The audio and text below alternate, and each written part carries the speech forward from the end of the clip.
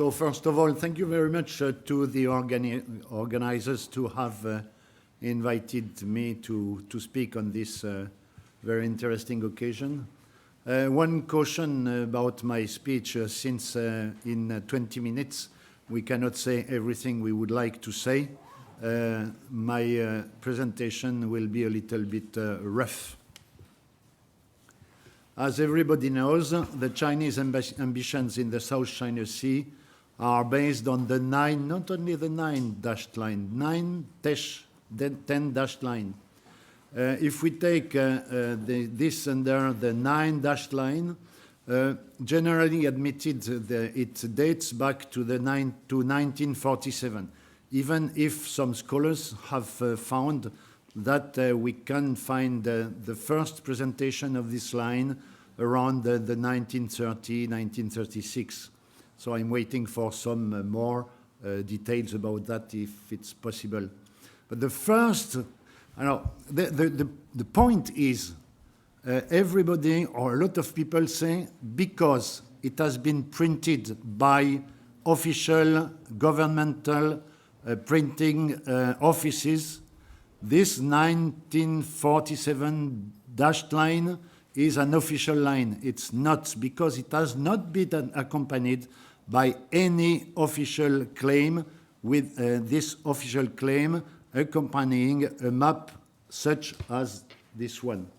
So we had to wait until the 7th of May 2009 to have the first genuine Chinese official claim about this 9 dashed line. So after the signing of the United Nations Convention on the Law of the Sea. That is an important point.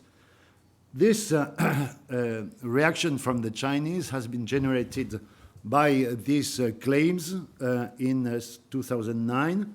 First, a common claim between China and between Vietnam and Malaysia in the southern part of the South China Sea, and the Vietnamese claim of Da Nang in the northwest part of the South China Sea.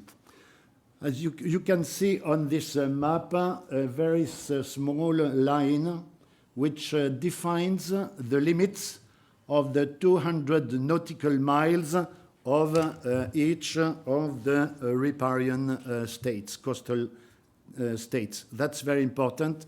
That is what is remaining as high sea. Later, on the 11th of January 2013, the Chinese published this new 10 dashed line with the 10th dash on the east side of Taiwan. The 9 first dashes were not changed. The Philippines noticed that the 10 dashed line is designed as Chinese national boundaries. That is very important. That would mean that all that is inside this buffalo tongue, as the Southeast Asian nation say, that means that it could be considered by the Chinese as a territorial sea, with all the consequences that can be drawn from there. But for the moment being, no official value for the moment being. This claim has not been accompanied by any official declaration. It's the same when the Chinese published this vertical map, completely full, on the 26th of 2014. There, the South China Sea clearly appears as a Chinese territorial sea, and according to an American study at a high level, the design, they studied these representations, this drawing, colors, thickness, and R of the dots are exactly the same ones as on the land border ones. So for the moment being, scientists, politicians, strategists continue wondering what is the real meaning of this 9-10 dash line, because the Chinese never delivered the coordinates of the 10 dashed lines. But to continue, in my mind, this involved only myself. to continue wondering what the 9 dashes mean is, in my mind, a huge strategic mistake. Because the 9 dashed line, want it or not, is genuinely there. Without or with or without coordinates, we don't care. It is there. We cannot avoid this consideration. That clearly shows the Chinese ambitions. And the Chinese, if we don't know what are the genuine coordinates of that, the Chinese do know where they are. And I took the example of China National Oil Offshore Company, who sent a call for bidding on the 23rd of June 2012 for oil foreign companies to enter into product sharing agreement on 9 blocks that I write on the Vietnamese EEZ. And if you consider where are the blocks, they are right on the limit of the 9 dash line, 9-10 dash line. So our outsider's attitude, because I am an outsider, it's just like the horse which doesn't want to jump over the obstacle. To justify the 9-10 dash line, China uses a specious artifice based on a distorted interpretation of the enclosed. Sorry, I have not enough time to explain that in details, but that's according to that, China may lean on the islands, rocks, and even submarine elevations, and departing from that may lean on the waters that these features are generating to demonstrate that the 9-10 dash line is the line which equitably shares the sea between its alleged maritime territory and the other riparian ones. Everybody believes that the dispute in the South China Sea parallels between Vietnam and China. Macclesfield Bank, Truro Shoal, submarine elevations, both of them by China alone.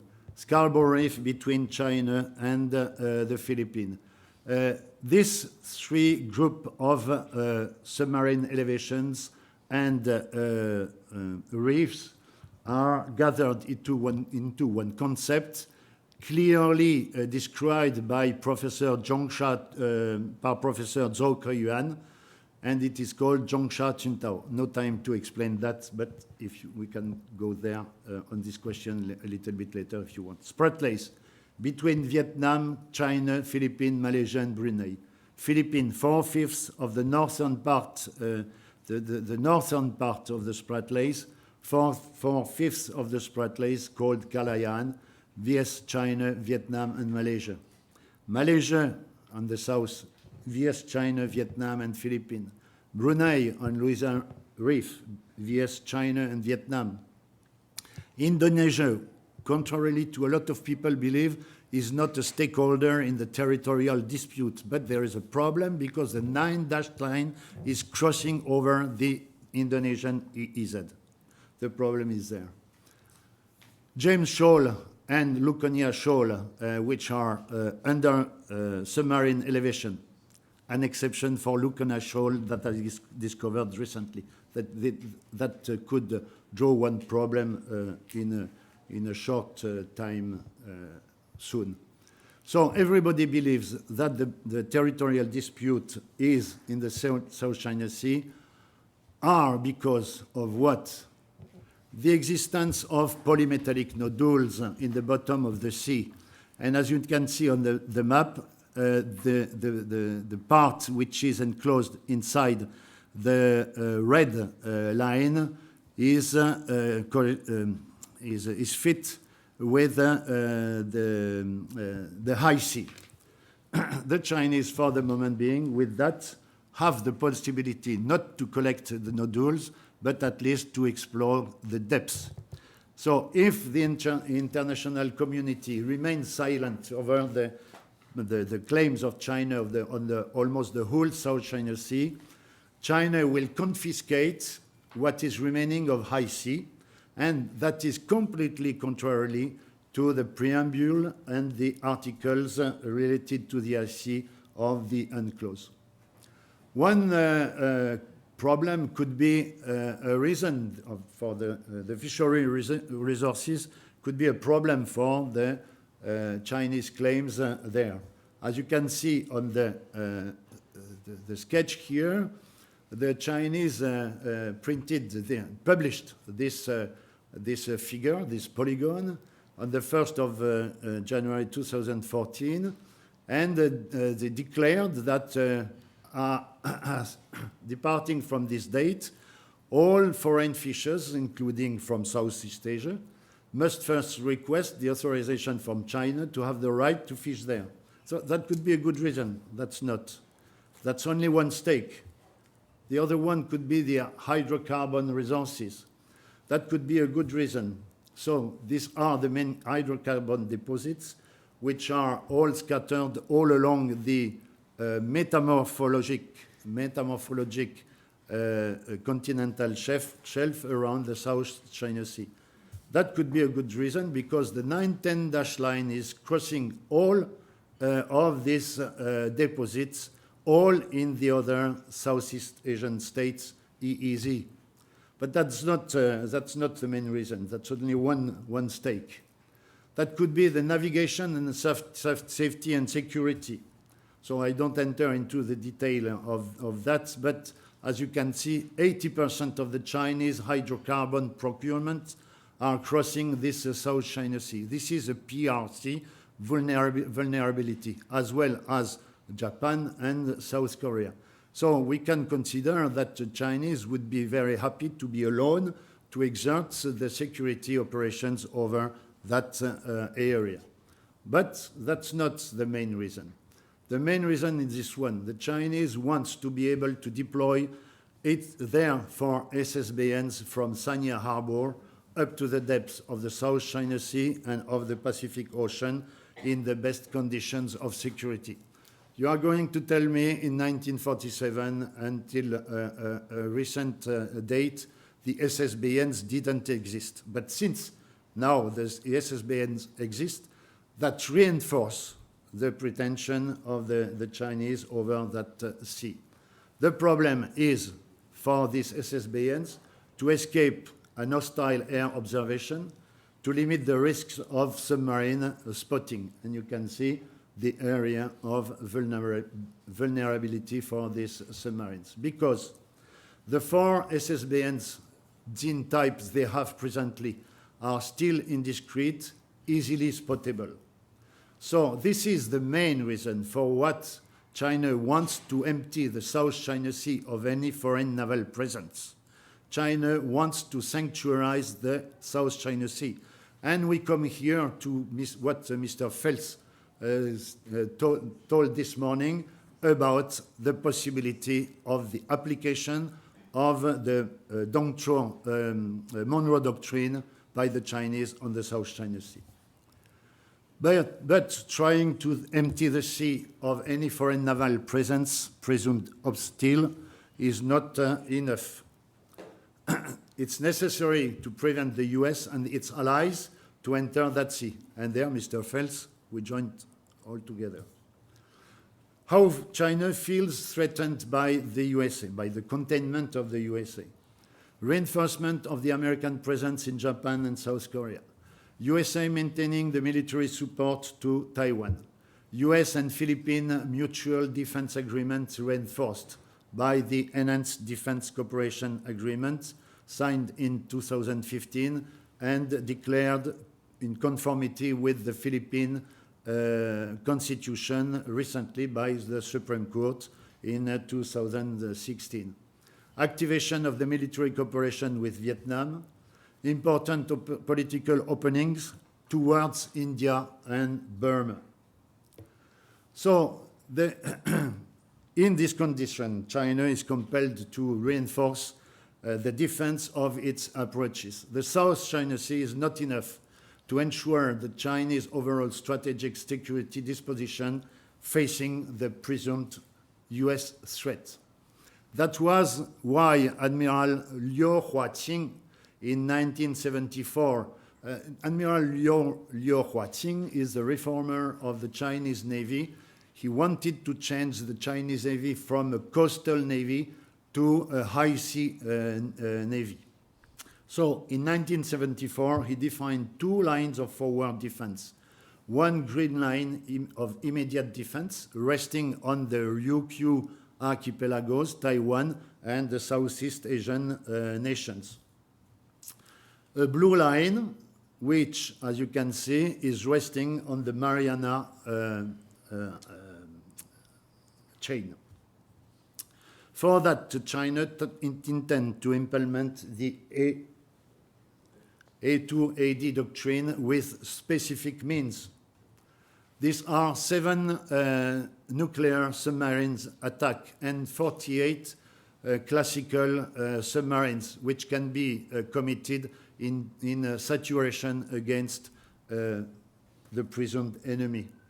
The development program of development of aircraft carriers.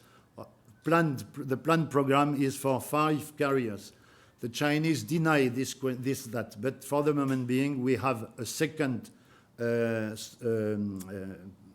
aircraft carriers under construction in Shanghai. You have here the figures, the pictures of the evolution of the Variag, which has become the Liaoning. They have also the development of the ballistic anti-ship missile DF-21D. The range of them is 2,700 kilometers. Sorry. If we take this hypothesis of firing from the coast, we can see they can reach normally, if it works really, some targets inside which have overcrossed this red line. And if you see, if you compare, you can see that this red line fit almost with the blue line as defined by General Admiral Liu Huaqing. The principle of work of this is a target designation through the satellite constellation Tianping Yaokan, and once the heads are on their descent phase, the terminal guidance is by an overhead and over-the-horizon targeting system. This is a sketch of bombs arriving on an aircraft carrier and the planes which cannot reach the decks anymore. But A2AD strategy has limits. It is only defensive, and it may be opposed by the US with the implementation of the air-sea battle concept. I don't enter into the detail, we have no time enough. On the Chinese side, A2AD is not enough to reach the strategic goals aimed at in the Pacific Ocean. First, the global naval expansion, but above all, the being to be able to threat, even reach, CONUS with missiles. If the present Jiangdu 2, the range is for the moment being 8,000 kilometers. The first public appearance occurred on May 2009 with 6 pictures provided by CCTV. So if this missile is fired from the South China Sea, it can only reach the northern part of the Hawaii archipelago. That's the reason why the Jins, the Chinese submarine Jins, must be able to exit the South China Sea. But in this case, they are prisoners of crossing the Bashi Channel, which is situated in the south of Taiwan and in the north of the Philippine island of Luzon.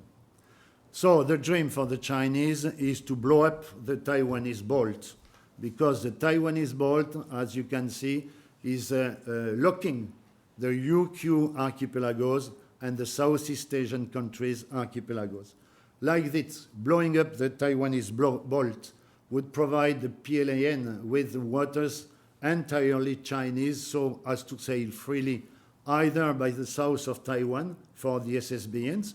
That explains why the Chinese maneuvers of sanctuarization of the South China Sea, or by the north, and that explains the settlement of an ADIZ, Air Defense and Identification Zone, in the East China Sea, the hardening of the dispute over the Senkaku Islands, and even the simmering of the Chinese claims over the Ryukyu. That would, blowing up the Taiwanese bolt, would allow the Jin submarines to try to position themselves close to the third line of defense, presently under consideration, and we can consider it as forward defense, from where some towns of Western America could be reached. That would compel the US to try to forbid the approach of this line. The scheme will be different when the next generation of SSBNs and Zhulong 3 missiles with 3 possible versions will be operational. To conclude, for me, and I join also Mr. Feltz about this, Chinese irredentism in South China Sea has totally, essentially become bound to a standoff with the USA. Today, Chinese are not really the winners, but strong troublemakers because of their inopportune activities in the South China Sea, reclamation of 8 features in the Spratlys, armament of the Paracels with anti-aircraft missiles, cruise missiles, and so on. Reclamation project, we have to pay attention to that. Reclamation project over Scarborough Reef, as in the Spratlys. And that brings the intensification of the UN's naval presence, of the US military relations and cooperation with the Southeast Asian nations, Singapore, traditional, but also Philippines and Vietnam, and of the interest of Japan, India, Australia, and even South Korea for that sea. Thank you very much for listening to me.